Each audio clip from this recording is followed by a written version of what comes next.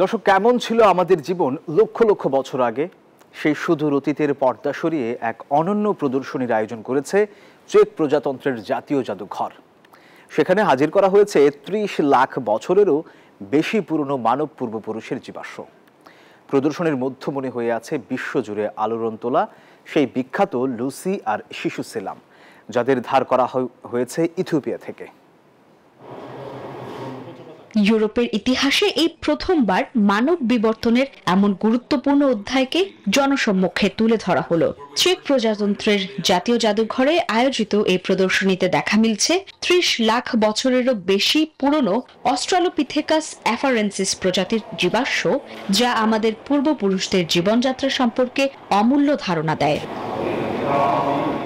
প্রদর্শনীর মধ্যমণি হয়ে আছে বিশ্বজুড়ে আলোড়ন তোলা দুটি কঙ্কাল, বিখ্যাত লুসি এবং শিশু সেলাম। এর মধ্যে লুসির জীবাশ্মটি আনুমানিক ৩২ লাখ বছরের পুরনো এবং সেলামের বয়স তার চেয়েও প্রায় ১.৫ লাখ বছর বেশি। মানব বিবর্তনের শুরুর দিকের গবেষণায় এই দুটি জীবাশ্মকে মাইল ফলক হিসেবে বিবেচনা করা হয়।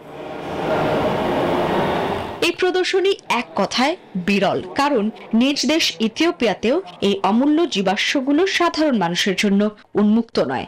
এর আগে কেবল ২০০৭ থেকে ২০১৩ সাল পর্যন্ত একবারই যুক্তরাষ্ট্র সফর করেছিল তারা। তাই ৬০ দিনের এই আয়োজনকে ইতিহাসের শেকড় দেখার এক সুবর্ণ সুযোগ হিসেবেই দেখছেন সবাই। Desk report, news 24।